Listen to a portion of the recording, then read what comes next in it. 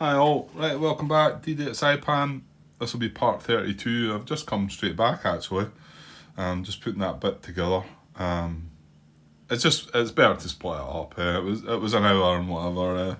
Yeah, I could have added a wee bit more to it, but a couple of things noticed. Martin made a comment to remind me not to throw away the step loss markers. Put them in the divisional loss boxes. Yeah, I've got it now, Martin, since you brought it to my attention, which I'm glad you did, or it would have been, well, I have been making a mess of that. Um, like I say, once we get through this action phase, once we look at all these units, we'll find out exactly how many losses we do have in the box. And there is a possibility of a loss, but I'm not so sure. We've not come across any yet while looking through these. But anyway, the other thing he noticed was he's got a timestamp. This is part 29 as well. And I think it was regarding the. I want to come along here actually. I think it was. Do we have an LVTA under there? Yes, we do. Now it is disrupted. But this had the. Was it the green? I'll show you there, Grant. Oh, it's purple. So it was a purple that was firing into there with steady fire. But I had the armor hit bonus. So, but it didn't have the symbol, the target symbol, because it's a circle in there and it was a triangle, and I wasn't sure if that should be disrupted or not. According to what Martin's read, I think I'll not get the comment out just now. It's there. Anyway, he was looking back over at Iwo Jima rules and gets the impression that how I done it was right. Because it's not got the symbol, it doesn't matter. It's still classed as a hit, but because it's in steady fire, it's a disruption. Whereas if it was an intense fire, it would be a hit and a disruption, I think. And that's over and above what you would have already got, so it's an extra hit. So I think we got that right. Let me know if that's not what you meant, Martin, but I get the impression it was. Right, let's get moving on this action phase. I just realised I've made a mess of this, haven't I? Already.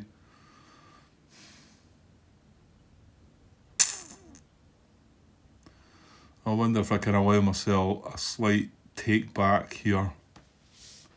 Because I've got I32 in here. I don't know what else is stacked in here. Well, yeah, L32, which is disrupted.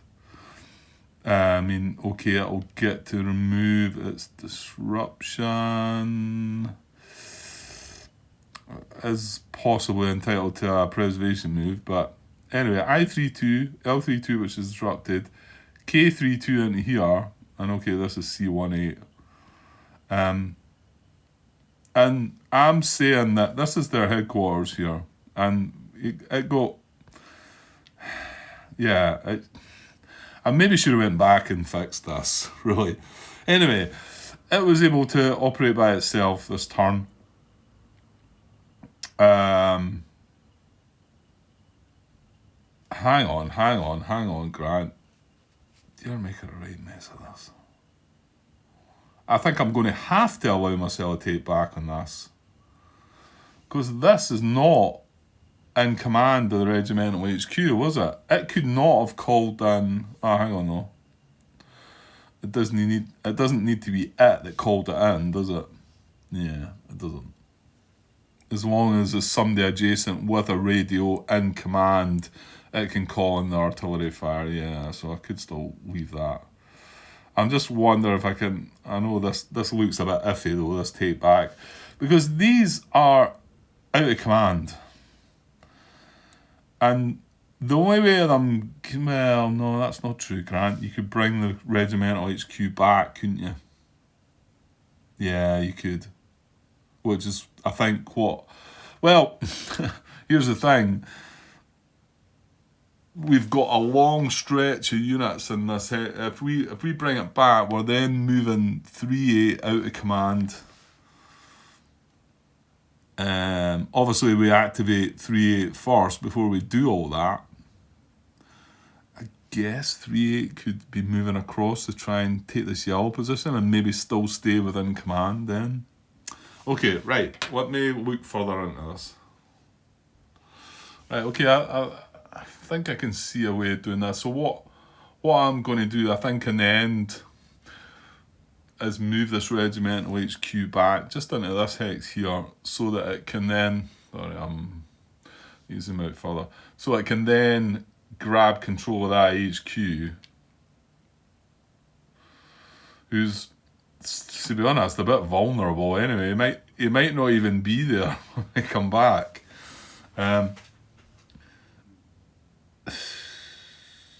However, even if I do that, I can at least grab K32 from the regimental HQ because that would be within 2. And is it possible I could move? Yeah, I could move some of that. I can move C18 out of there. I can't move that though. I can't move that yet, can I? I can't move these because they're not in command. Awkward. Okay. So, but I don't want to move away from this. So what I'm probably going to do is move this back into here. So it's then within 2 of the regimental HQ. And remember, these have a range of 3, so they're a bit more flexible. But it needs to stay within 2 of that. So I think I'm going to move I38 here. And remember, these are all getting commands. I38 from their IK and L here and their headquarters.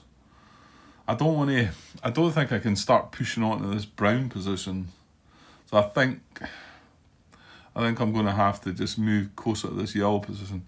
Fortunately, these guys, that's an LBTA, but this is from 1-8.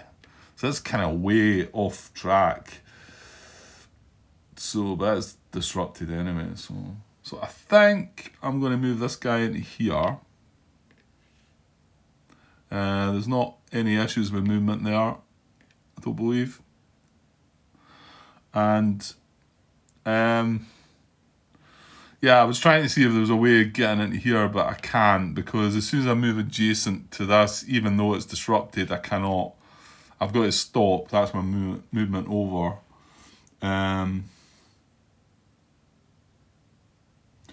Mind you, do we not want something? No, it's got flank. So, yeah, it's not really any... Well, no, that's not necessarily true. That's... Yeah, but then again, you've got this thing about only being able to attack with 1 battalion. Wow, they've really made these games more complex, haven't they? Much harder to work out how to go about attacking something, isn't it? Did it need all that? Was it because there was more in these battles? I don't know. Historically, was there more units, more battalions involved? Or was this just what Joe decided to bring into these games and just to make it a bit more involved? I don't know, maybe it's a good thing. It just seems like it's harder on my head, like as if thinking about this isn't hard enough, you know. Anyway, okay. So I can't get into this hex because again we can't move either from there to there because of that, and I can't move from there to there.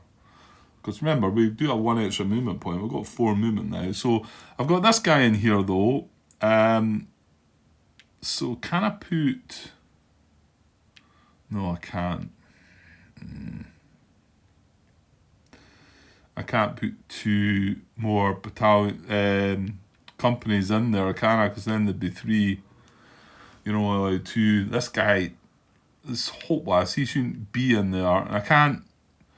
Well, I'm saying I can't move him. He could get a preservation move out of there, couldn't he?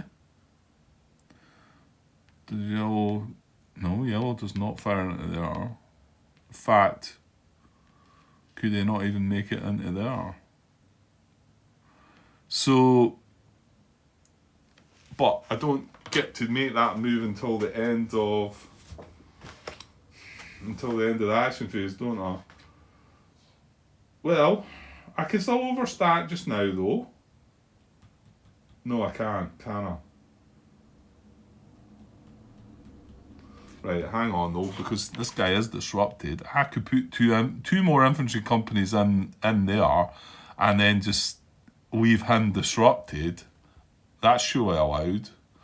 And then at the end of the US action phase, I'm going to persevere, preservation move this guy. Obviously, he can't go into there, but no, he can't go into there either. Oh well, or could he? Because this is disrupted. Well, I know he can go in here. And remember, he's adjacent to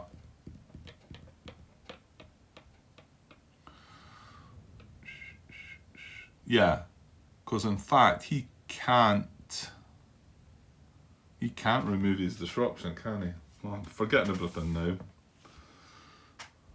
You know what? I'm just going to do what I think I can do, because this game is really probably going to end up in eventually me chucking it. You know, I think I can see it coming. Now, I'm still going to give Joe his chance to come back and give me all the answers that I need, and then I will start again if like I've said, if I'm satisfied with what has all been answered. To be honest, I think he needs to come clean and say that we need to put out some errata to sort out all this confusion within the rulebook, and well, potentially down the line even further, I think it's possible that it needs to be considered to be redoing the rulebook.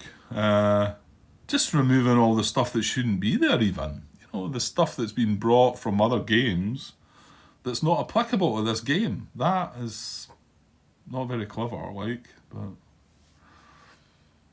You know what? I've not designed a board game, let alone war game. I've not made any designing games. I've not written any rule books, but there's a reason for that, you know. But I'm not trying to do that either. I mean, if somebody's wanting to do that and I don't know, get it right, I suppose. Yeah. I mean, I've said before that all the original DDR games written by designed by John Butterfield, are they flawless? Is every rule perfect? No, there's errata documents for them as well. So there's no shame in that. But fix it now. And I mean, Iwo Jima, I bought ages ago. It's sitting up there on my shelf. I can't play it. I mean, I don't know. I'd maybe get out and, like I say, I'd be curious to try recording it. I think that'd be a silly thing to do, to be honest. But you know, in the way it is, I think it's definitely best waiting until I mean, even the the revised rulebook that they uploaded, I don't think has dealt with everything, and I think there's still a work in progress. So it makes more sense to wait until at least I've done that before I even attempt it. And maybe I will, or maybe then I'll bring it to the table and we'll see. And we'll have the rulebook at my side, and I'll have the digital new rulebook, because again, I'm not gonna get sent a new rulebook. It's all done up. We were kind of hoping when Saipan came out that, I don't know. I mean, I guess that's a big cost thing to have Iwo Jima's updated rulebook packed in with a box and that. I don't know. Maybe they're not cheap, these games. Over about £100 now. So I don't know. Right. Anyway, Grant, stop going on. Right. I totally don't know where I was going there.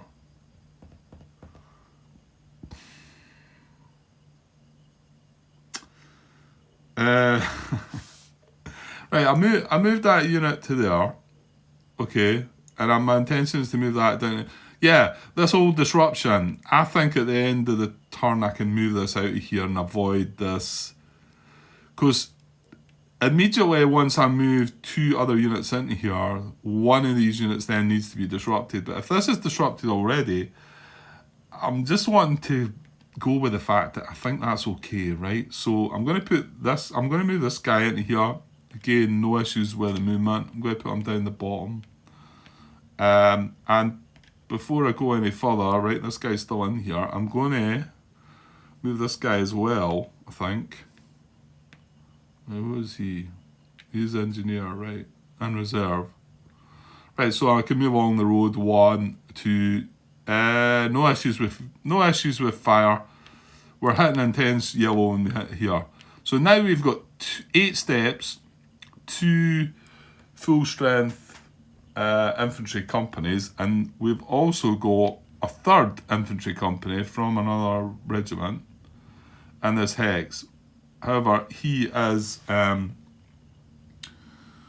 disrupted. So my thinking is once they 2 move in there, we're now overstacked, and any overstacked units need to be disrupted, but we're choosing to disrupt the unit on top that was already disrupted.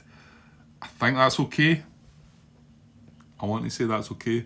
And then my intention there is before we, like I've just said, because we got 10 steps as well. Well, 10 steps is okay, isn't it? So I suppose potentially I could just leave that situation as is. But hang on. If I go to undisrupt him at the end of the turn, he's just going to have to get re-disrupted because the Hex is overstacked. Yeah. So I'm going to preservation move that guy, like I say, maybe into here if I'm allowed to do it. No, I'm not sure because this is disrupted. Because I know he can't move into an intense field of fire, but this is disrupted. If not, I'm going to move it into here. Right, that's 3 moves. Okay, the HQ can now move because he's moved all his other... Yeah, because that was 1, 2, 3. That's his 3 companies moved. That guy can't do anything. Well, this tank... Well, to be honest, the tank can get an action from this anyway. So now I'm just going to move it 1. I think so. I'm going to move that headquarters back into there. And remember, because the main reason being because I'm going to move that... Sorry. I'm going to move the regimental HQ eventually back 1 hex to be able to catch this guy, I think. That was my thinking. Right, and I know I've noticed this guy, and he should be supplying a step loss marker to the losses box, but I don't want to put it in. Yeah, I'm not going to put them in until I actually activate them, because I'm going to get all muddled up if I don't do it that way. So until I turn the guy 45 degrees, once I do that, I'll then put any step loss markers that should have been put in there from then, and then that'll keep me right. And then if we end up with 6 in there, then I can get out here. I can run. Okay. Yeah, so I was looking in here. This is 2-8 headquarters, and he's got a guy that again should be producing another step loss marker. I'm starting to worry actually. There's maybe quite a lot. So where's the rest of 2-8? Oh, that's a tank down there. Right, hang on. Pause, Grant. Pause. I was hunting about for the rest of 2-8, and there's a one of them is in here, isn't it? Yeah.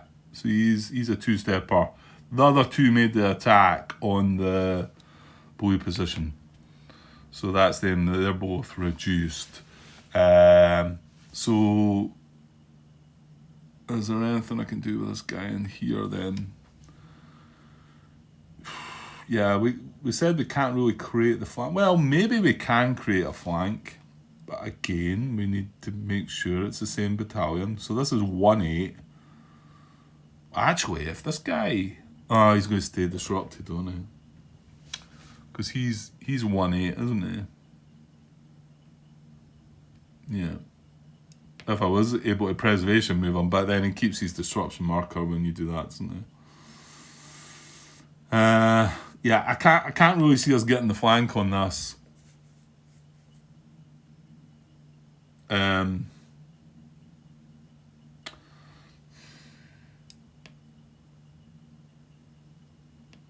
Well,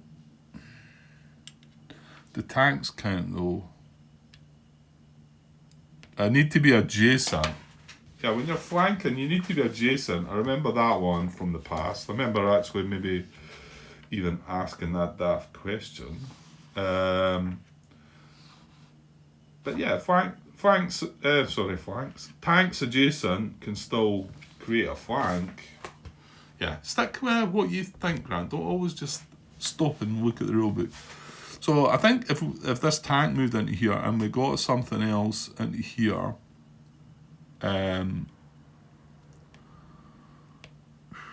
so it wouldn't matter if it's from 1-8 or not, because then we'd have 2 units attacking from flank. So I suppose potentially that unit from 2-8. Oh, no, stop, Grant. You can't get, we've already said that you can't get into this hex. And the reason being is because as soon as you move into there, you're adjacent and you've got to stop. It doesn't matter if it's disrupted. And as soon as you move into there, you've got to stop. So I cannot get a unit into there. And I cannot get a unit into there. Sorry.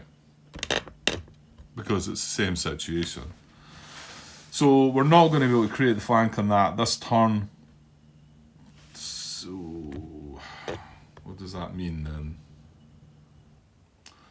I just realised I've made even more of a mess of this now as I'm looking in this area yet again, because I've used the 8th Marine Regimental HQ. No, I've not. Sorry. Have I? What is that? Oh, that's fine.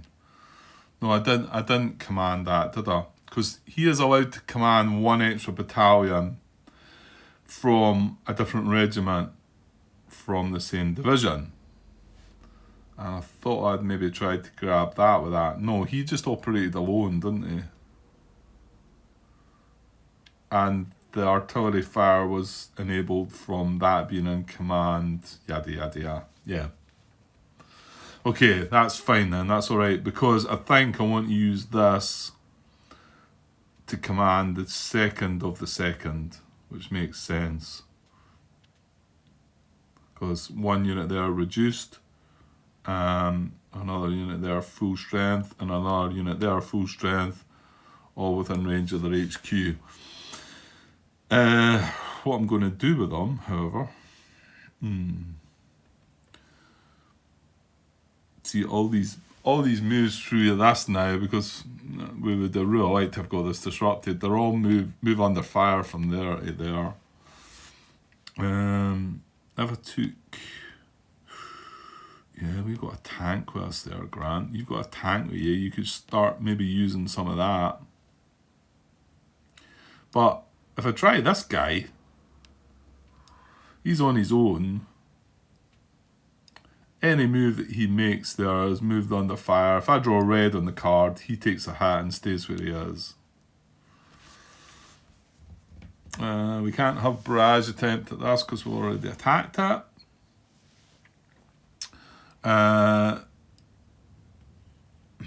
This red fire comes from there though, so it'd be moving from brown blue, which is not an issue, into there. I think the idea is to try and reach this hex, so I'd be moving into there. Then the move from there to there would be movement under fire, but we would have a tank with us. So what does that actually give us then? Let's find out about that, because we've looked over it before, but we never really had the chance to use it. Oh, and wait, stop, Grant.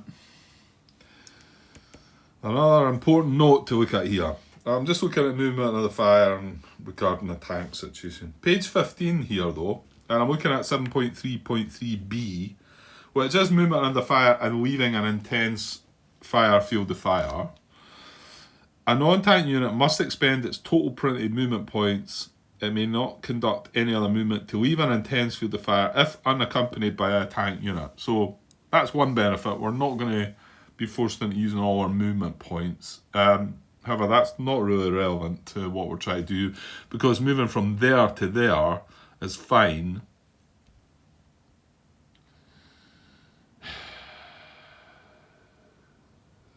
I'm going to overstack that hex when I move into it. Hang on. If I'm moving through it, surely not. Surely you're allowed to move through it, Grant. Give me a sec. Okay, so reading stacking limits again. Page 16, 7.5 stacking limits. That was fine when I first read this. It was a bit like, eh? More than one US unit may end in a US action phase in a hex. Such units are stacked. Stacking limits apply only at the end of the US action phase. And I think Martin had to ask a question on this, and he got an answer, because I think there's a contradiction in here somewhere. I can't remember where. It says the stacking limit may be exceeded during the US action phase and during other phases of the game turn, but there may be instantaneous penalties, disruption for doing so. There is no limit to the number of steps or units that may occupy a hex. However, the number of units that can operate effectively in a hex is limited. Up to 4 units, 2 of which rifle. Yeah. The instant the above limit is exceeded, all units over the above limit are immediately disrupted. Player's choice.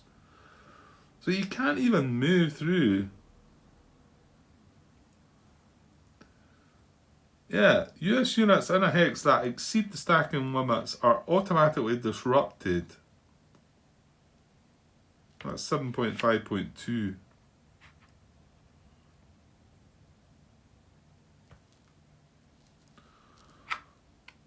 Well, that sucks.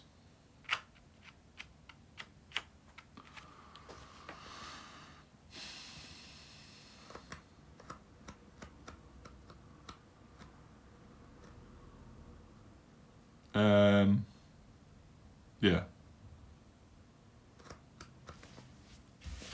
Yeah, that's me. That's even harder then, isn't it? That means I can't move through these two, because there's 2 companies in there. I mean, they're reduced at 6 days. That's irrelevant. I mean, well, in actual fact, you could move these 2, Grant. That would not create overstacking, and then the move from there to there. However, the purpose is to try and get that unit in there, though.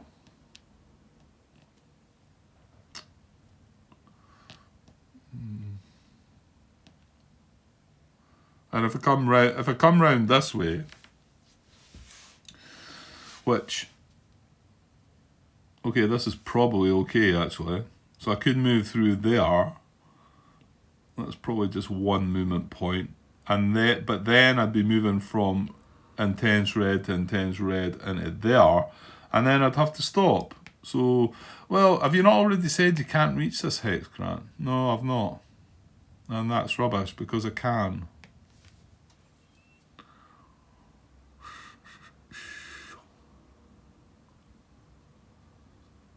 That's tough, isn't it? Like, I mean, I could move all these through that hex, but something would disrupt. Something would have to disrupt as soon as I hit that hex. Is it worthwhile doing? Well, maybe it is.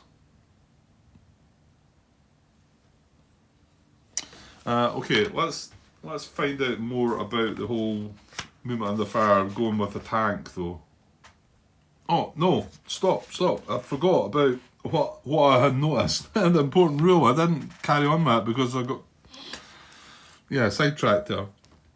The important rule in here on page 15, after 7.3.3b, or within it, a unit that conducts movement under fire from a hex in an intense field of fire to a hex occupied by a US unit must check for Japanese fire, but the fire is always steady, and 7.3.3a is used. So this unit moving from here to here, although it's in intense to intense, it's in beside a US unit, so we would only consider it as with steady fire. So that's good. So I think I should probably do that. Well, it depends what you're going to do with these. If you're going to go, it's just, it'd be nice to have the whole 2-2, like a full strength, well, into here, and a tank adjacent, and this guy in there. Whether that's enough strength to do anything well or not, I don't know. We need to try something, don't we? So, yeah, let's go back though and check that we are going to make this movement under fire. Right, where's the bit that... Yeah, movement under fire and tank units. It's further down, 7.3.3D. A tank unit or a unit accompanied by a tank may enter an attempt to leave an intense field of fire hex if that hex is not adjacent to a Japanese unit or position.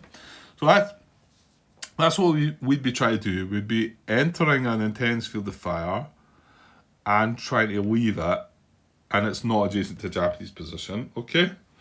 Conduct the movement under fire check for this move in the same manner as above. If the unit is not disrupted or does not take a step loss, it may continue moving. An infantry unit must be accompanied by a tank to do this. Let me just think that one through. Yeah, this is kind of where I feel like it doesn't really help me, does it?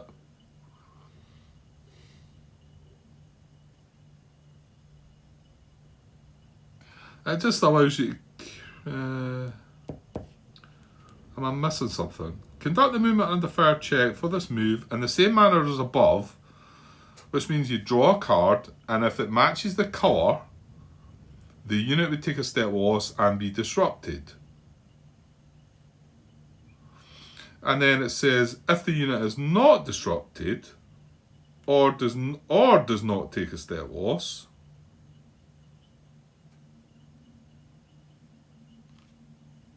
well, I don't know why it can be. Can it be one or the other? It's going to take a step loss and be disrupted, is it not?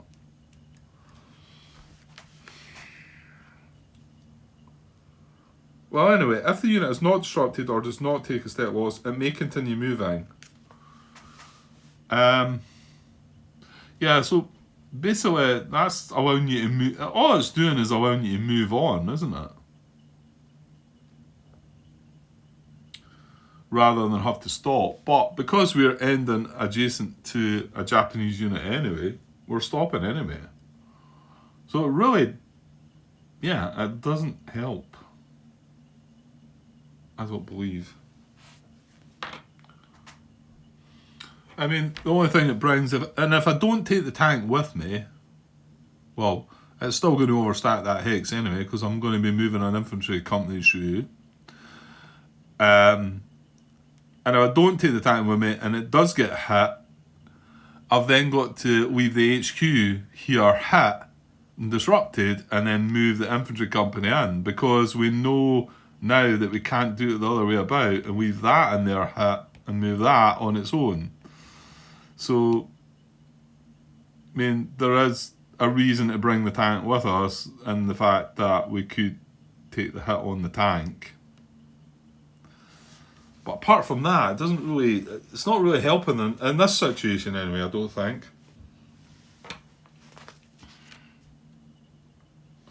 I'm thinking about hitting tank. Yeah, and the other thing is, are we moving into any kind of terrain? That's a road, isn't it? And although, there you go, although that's into a railroad, we got that one confirmed, and I missed that one. Martin got that answer. I missed it. As long as it's moving along a road, it wouldn't check for breakdown. So that first move into there would not check for breakdown. From there into the rough, it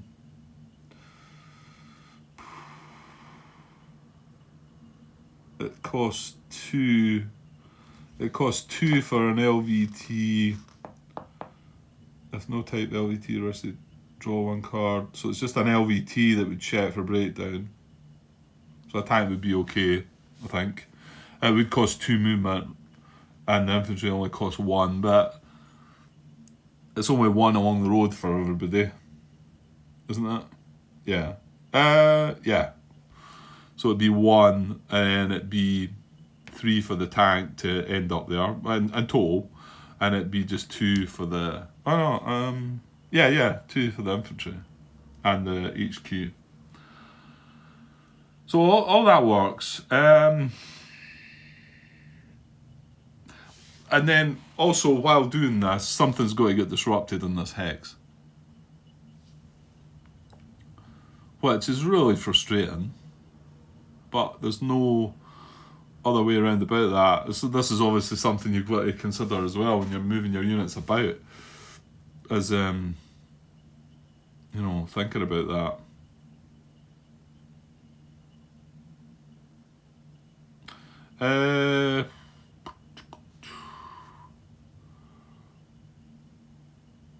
Okay, we're going to draw on a red. I think this is worthwhile doing.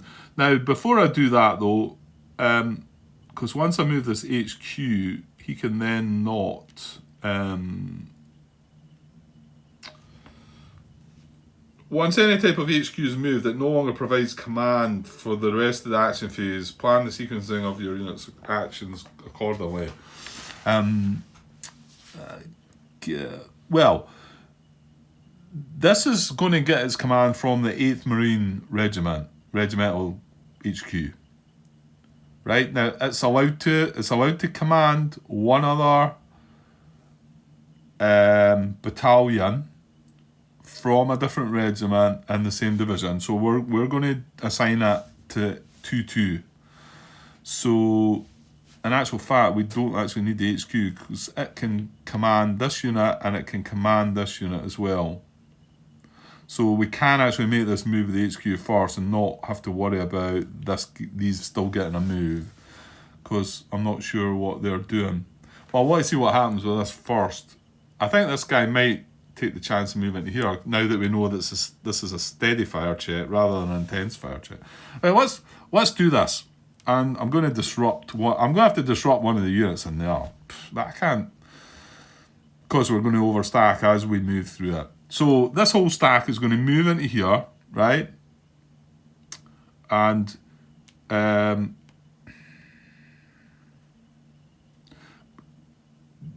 yeah, and then we're going to move from intense to intense. Now normally that uses up your whole movement allowance. It doesn't really matter because with having the tank, it avoids that. It means we're not using up our whole movement allowance. However, we are going to just, the end hex is going to be here, and we're going to be having to stop anyway. So that's irrelevant. We are going to take a movement under fire check, unread, intense check from red. So when I move into here first though, I need to disrupt something in here. So let's just do the bottom guy. That looks like a good bunch of weapons. So we're going to disrupt this guy in the bottom. This is rubbish, isn't it? That one. That's rotten. You would think you could move through them, but no, well, okay. So he's disrupted. That guy's moved. So I'm not going to move these yet. So they're moved into there now. And now they're making the move from here to here. Okay? So we're going to check for red. And we're going to draw a card and hopefully there's no red on it. Is that right, Grant? Is it just red then? Yeah.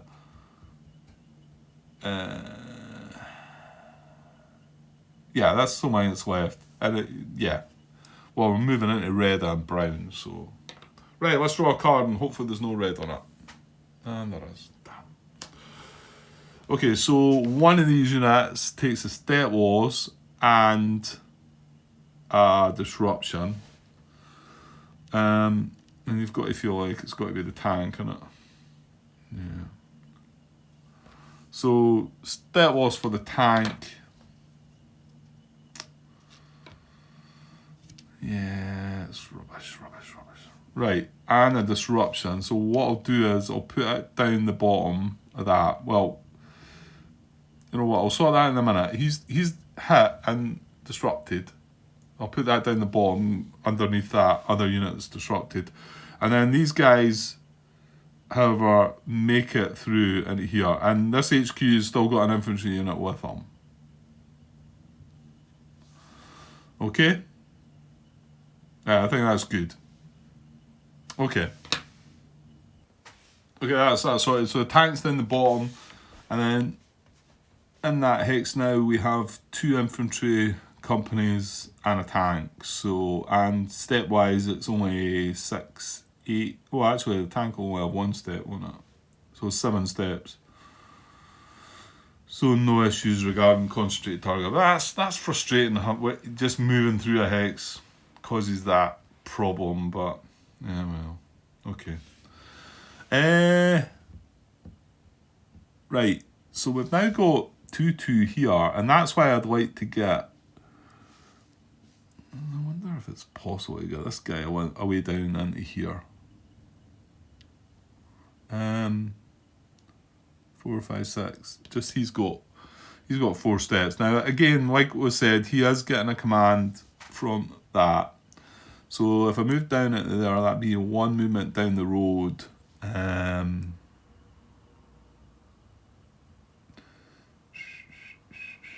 Yeah, because we don't want to. Well, hang on. You could move through that hex, Grant, can't you? Because now we've already got a unit disrupted and a tank. So to be honest, there'd be no more disruption, I don't think. So we'd just be moving through, and we'd have 2 undisrupted infantry companies.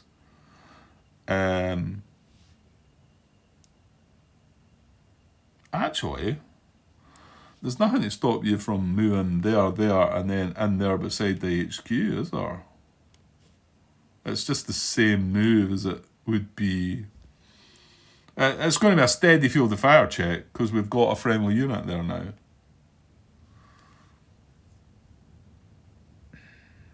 So 1, 2 into the road. However, then it's from red and 10s to red and 10s, and it uses up all the movement. But an on-tank unit must expend its total printed movement points. It may not conduct any other movement to leave an intense field of fire if unaccompanied by a tank unit. Right, I'm not sure that makes that clear to me. Does that mean I can do what I'm saying?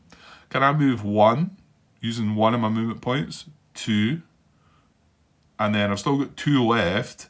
However, I've got 2 left, and then when I move from there to there, I've got to use all my movement points up. Am I allowed to do that?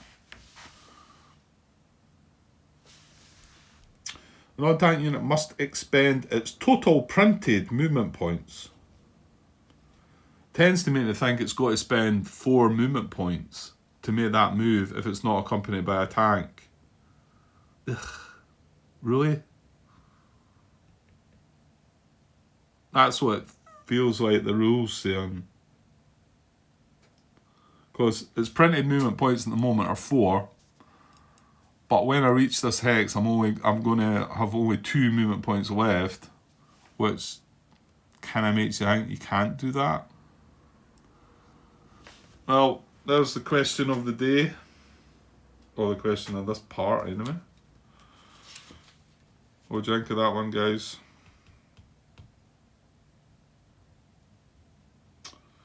I'm not sure, maybe it says it there, so I don't know. I don't think I can look anywhere else to find some kind of. Oh, wait a minute. Yeah, because this is all under movement, isn't it? I'm not going to find anything to sort of help me out otherwise with that, I don't think.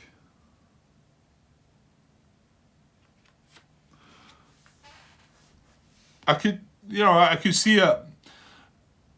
I could see it either way, but the way it's worded tends to make you think that, if I had only spent one movement point moving from, sorry, where are we trying to get to? Here. If I only spent one movement point getting into there, I think that would still stop me, because I've got 3 movement points left. But I think because I'm going intense to intense, I need to have spent the 4. But I don't.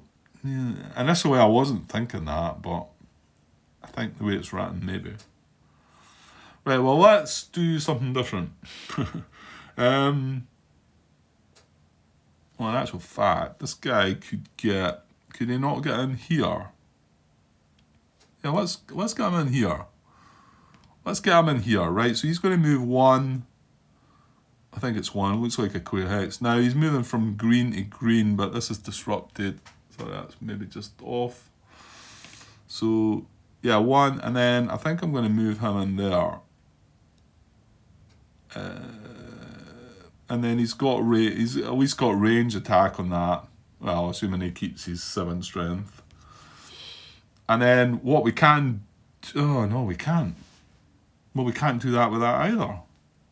No. Yeah, we can. Because we're moving this from intense to intense, right? So it's going to use up all our printed movement, which is 4 movement points to move into here. But however, our check is not going to be an intense check. It's going to be a steady fire check on red, because we're moving in beside friendly units. So let's do that. We're going to draw a card for that, F22. And again, he was getting the command from the 8th Marine Regiment. So we're going to draw a card, and we don't want to see a red triangle. So let's do it. I've got red again, but we've got a circle, so you can see how so much easier that can be with a steady fire one. So this guy into here, yeah? Okay, heavy weapons 8. Right, I'm going to keep him on top, I think, because I think it's 2-2 that are going to be the force to try and do something about this guy. Well, it means we can't use that heavy weapons unit now, which was 8 strength, but yeah. Okay, what else we got? 3-2 is out of bounds. We can't really do anything with that. Well, we can't. They can't move. 1-8 down the bottom here, though. Let's move that up the top. Now hold fire, Grant. Hold fire.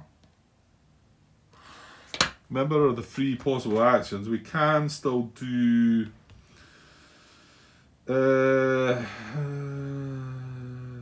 units exiting reserve. Units exiting reserve that are not in command must execute a free movement. Ah, yeah, I was reading about that, but that's fine. Yeah, that could be relevant, I suppose. If we exit reserve, then you'd need to keep track of that, wouldn't you? Units exiting reserve that are not in command must execute a free movement action. I think it tells you elsewhere about the procedure. I think you just got to try and move towards your command. Because in actual fact, that engineer could be in that state, couldn't he? Because we're going to move this down here. I think he may well be out of command. But he might be able to then make a move to be in range. So that's fine. I think that rules in there to make it a bit, because the fact you put these guys into reserve, they can't do anything this turn. But once I exit them from reserve next turn, assuming I do it next turn, which probably will, then the move that he makes is a free action to try and get back into command. Okay, good. I like that one. Infantry units on land and beach hex. These units may only conduct a 1 hex preservation move if they do not qualify for any other free action. So just looking back at I32 and what was it we got down here? L32? K32. They're in beach landing boxes. However, I'm not going to be able to preservation move.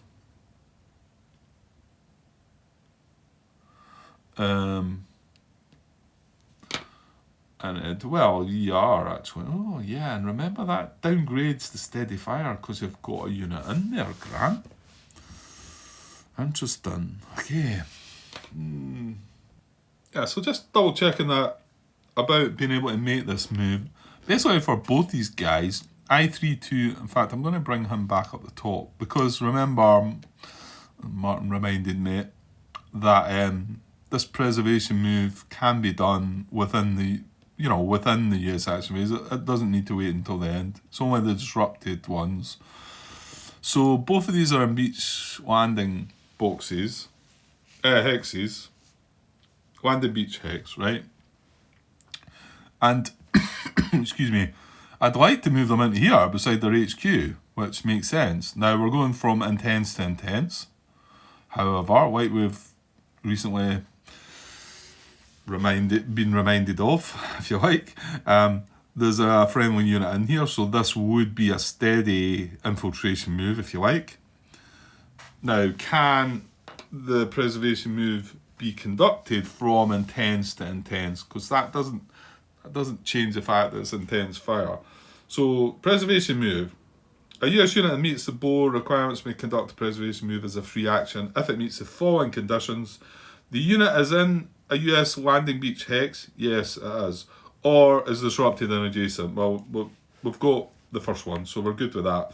A preservation move may be into an enemy field of fire hex. However, the move may not be used to enter an enemy occupied hex. And, now here's the one that's close to what we're at, may not be used to move from a steady field of fire into an intense field of fire.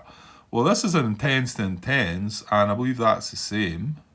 So, we're kind of good there.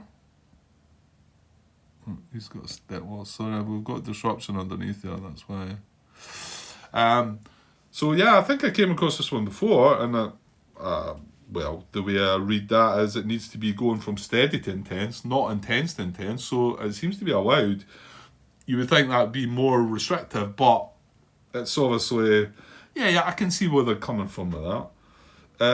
A preservation move must be checked for movement under fire and infiltration fire, as a regular move would. Yeah, I'm quite aware that I'm going to have to do that.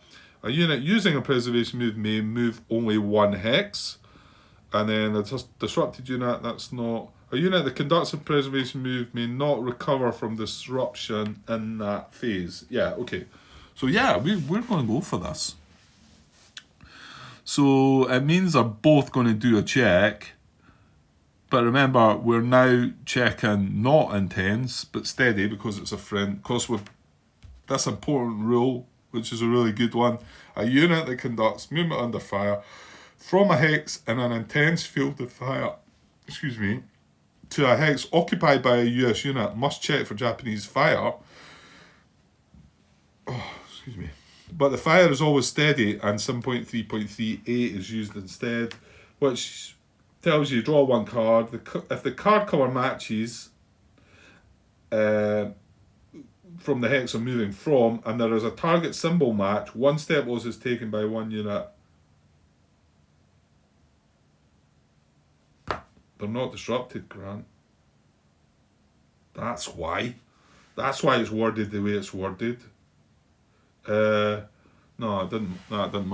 That didn't matter. Damn. Did they get left in the hex though? Hang on. Yeah, it does.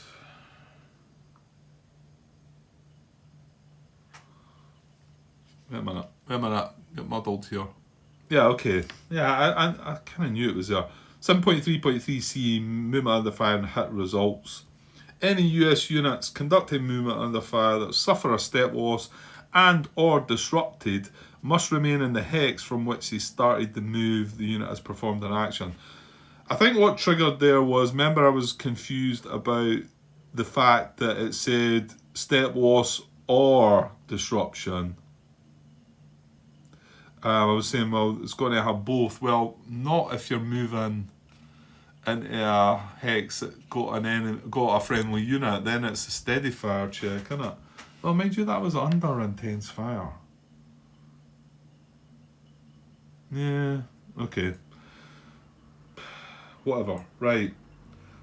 So yeah, this doesn't leave a disruption though. It does take a step loss. It would have to stay in the hex, however. Yeah. Yeah, okay. Right, so I'm going to move. What am I going to do first?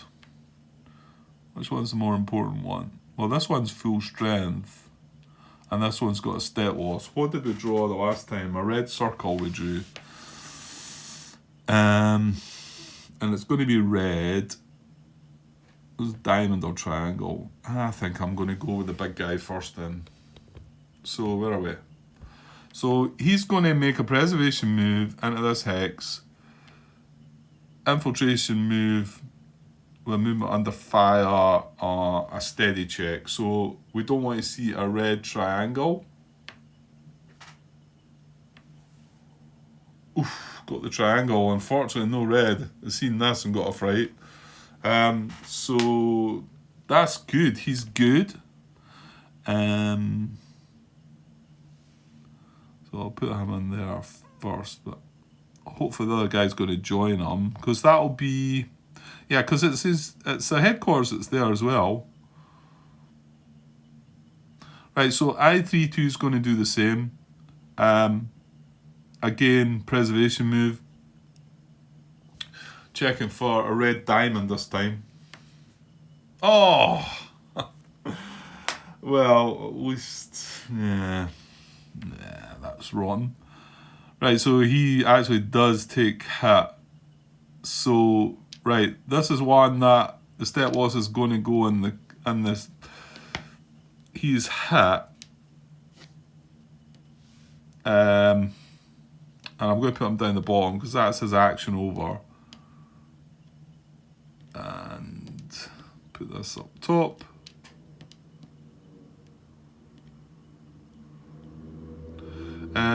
And this step loss counter will go in that losses box. So in actual fact, that's an extra one on top of the ones that I've already got.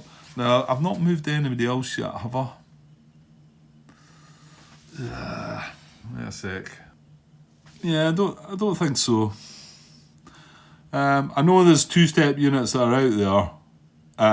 I just don't want to start. I mean, I just thought I'd work my way through it as I'm going through the action phase. Although, like I said, that's now an additional one that we didn't start the action phase with. So that could be worrying. Yeah, and it's quite possible that I think there's some that are in here disrupted, but we're not going to see them until the end of the turn. Should I look through them? Is it not better to do it now, Grant? Kinda is, isn't it? Because I could be wasting my time here. And I'm coming in on another hour here again. And you know how I said this action phase is going to be 3 parts? Well, let's maybe not multiply that, but let's just add, I reckon, a 4th part anyway, the way this is going. But you know what? I'm quite enjoying this. I'm enjoying trying to work it out. It's harder. It's much harder to work out. I mean, don't get me wrong, D-Day at Omaha Beach and the follow-ups were hard for me. AP sets in and it's like, oh, if I do this and I do that, and I do, you know, you struggle to get around it all. But this is even more thinky because keeping battalions together, keeping things in command. Yeah, definitely. I think I'm probably going to wrap this part up, but what I'll do is, now, I'm only going to look at 2nd Division here, so from here along, obviously. I'm going to look at let's just work out the catastrophic loss total, just in case we're wasting our time here, and see how many we've got, okay? And okay, I realise I should have done this from the start, probably, but... So what we've got in here, this is the disrupted two-step unit, so that's exactly the case. So when his step loss marker was removed, and I know they're all going to be a muddled up how, but I'm just going to randomly draw out of the cup. It should have been put in the loss box, right? And it should count as one catastrophic loss point. Now, we're not wanting 12. We're sitting at, where are we? Oops. Now, the units are 2, and we assume that the 29th one's going to count. So you can see that's 8. Yikes. Okay. Maybe we're not going to need the extra parts. So that's an engineer, that's full strength, that's heavy weapons full strength. That's okay. That's an LVTA. They're okay. That's just taking a step loss, so that's okay. Right, what we got in here? Right, that one down the bottom's a hit. I think we are doomed here, actually. I get the feeling we are in trouble. So one more into the loss box. That's 9. Is it more than 12? Or just 12? You would think it was 12 or more, but I'm just going to double check. Where are we? Well, it says more than 12. Any one of the 3 divisional losses displays is more than 12. So we can still take 3 more. Right, where are we? Right, I'm going to check this disrupted stack now. So give me a second. Yeah, I was fearing the worst there because this is where we're trying to put the replacement points. So yeah, there's another loss there. That was in reserve, trying to fix it. I wonder what happens when you fix them then. Okay, well, yeah, we'll come to that. Well, we might not come to that, because that's another loss. So, another counter in, that's 10. So this is okay. That's okay, that's an engineer. Sorry, I'm maybe not seeing that. Come along a bit. Right. Yeah, this is okay, that's an engineer. What we got in here? Right, well we've turned that guy anyway. That's okay. Oh, that's another hit. Okay, that's another one. That's 11. We can only take one more. Is that right? It's the 2, 4, 6. 7, 8, 9, 10, 11. Yeah, we can only take one more. That's okay. That's a hit. That's the last one. So any more and it's game over. Well, we've turned these, so we've looked at these. So that's okay. So we're hanging on by a thread. What did I say we can't take any more? 2, 4, 6, 7, 8, 9, 10, 11, 12. No, we can't take any more. This is okay. This is okay. That's been turned. No, we're going to have something in there, surely. Surely one of the stacks is going to have something, eh? Right, let me have a look. Well, the first one's alright. It's just got a step loss and disrupted. I mean, they are just, well, I say they've just hit the beach, but this is a brutal area, isn't it? So the chances are not, yeah, I think this has got something, surely. Yeah, we've got one here, and I think, to be honest, there's more to come. Now, this one's got a step loss marker as well, which means it's only one step, but it should still have thrown its first step loss marker into the losses box when it took its second hit. This is it taking its third hit, and yeah. So that is one more.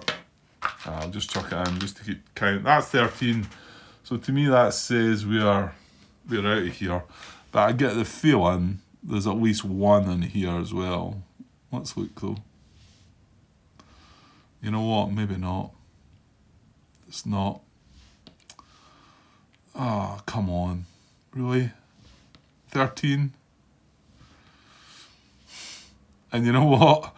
You know where we got the 13th one from? This Movement Under Fire. Where was it? Yeah. Attempting this movement under fire, making it steady fire. I'm pointing that way, I think. Was it there? Yeah, no, it was up the way. This one succeeded. This one failed. And we drew a red diamond. And it was red, fire, and it was a diamond on the card. And that's 13. I mean, the only possibility that might save us is, do these count? Yeah. I kind of feel like they do. I've mentioned it already.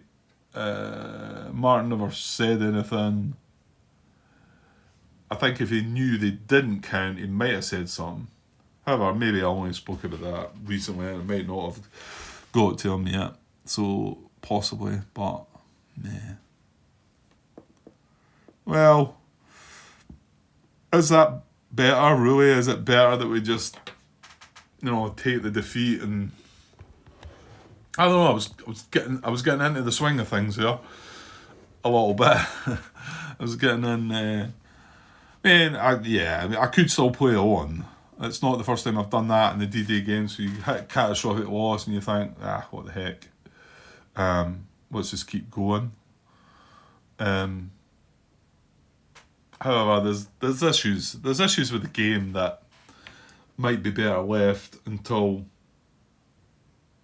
Yeah. I think it's... that's a shame, because I've still had a bit of the night left.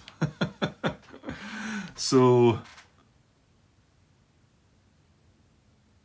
Well, maybe it's time to go back across to the other table and set some Red Storm back up until we get some answers here. But let me know. I'll not wipe things out here. I'll not start packing things up just yet. In case I might have missed something, because that's only 1 point outside the loss, and I don't get the feeling I think we'll be okay on this side, because we've not got any complete losses. Yeah, we're going to have some step losses, but we're not got any full losses. So you never know. I suppose if the 29th weren't regarded as part of the losses, you think it might sort of tell you that. Hang on, let me look. I mean, the rule in the Master Reinforcement list on page 31, back of the book, the important note is the 29th Battalion, and they call it battalion here, is attached to the 2nd Marine Division. So that's all you get there.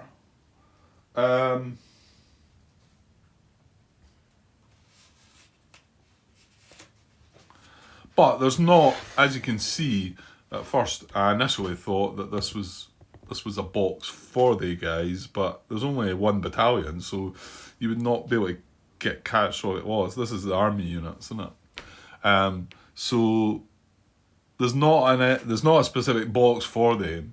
So they either join this box, which is what I think happens, or they don't get counted at all. But there's nothing to sort of say one or the other, which makes me kind of feel like it's in the right place, sadly. Okay, well, let's stop for now anyway. That's another part of some of the US action phase. You can see it was going to take me a while, but I was enjoying myself there, actually. I was. Clearly should have checked that first. However, if I had known, because I would have been sitting on 12, right? Would I have made that movement under fire, knowing that it was potentially a catastrophic loss? There's that as well. Maybe I wouldn't. I remember in Omaha being careful about what I'd done when you were getting close to that sort of stage. because I kind of messed up the first. I had to take two of that game, didn't I? I had to run a take two because I made a mess. I miscalculated. I think was it either victory points I miscalculated or catastrophic loss? I can't remember. It was one or the other. So I had to start again, which was a bit of a bummer. But the second playthrough went much better, I think. If you ever want to go and have a look at that. I'll not spoil what the outcome was, but... right, well, okay, I'm going to go away and probably put this together, and I'll just leave it for the night now. I might try and mess about with Red Storm. I don't think there's any point coming back to this. And I'll get these parts uploaded, and we'll probably just call it, and then wait for these important answers to come along. I'd like to be able to sort of list them out and talk about them on camera as well, though. So maybe I'll not conclude this series of videos, and maybe I'll come back here and we can talk about the answers that are given eventually, and see if we feel that we're more comfortable about starting a new game maybe, and yeah, I think it'd be better that rather than try to carry on, because I'm pretty sure this shouldn't be here maybe, and LVTAs, you know what, Martin thinks they shouldn't be there, so he rarely gets things wrong, so he's probably right, but I was just hanging on to them there, so that would have caused trouble as well. We talked about if this one wasn't here, this would have been in communication, for instance. You know, all the things. Right, okay, stop going on, Grant. I'll be back with something. Like I say, I think I'll come back and have a chat about things with us, even if it's just to create a part about comments that have came up, because I put 2 or 3 parts together over the last couple of days that people wouldn't have looked at yet. So we'll maybe see what the outcome of that is, and who knows, I might have got something wrong with the catastrophic loss as well, like I say. Okay, right, I'll get away for now, and I'll be back at some point. Cheers, guys.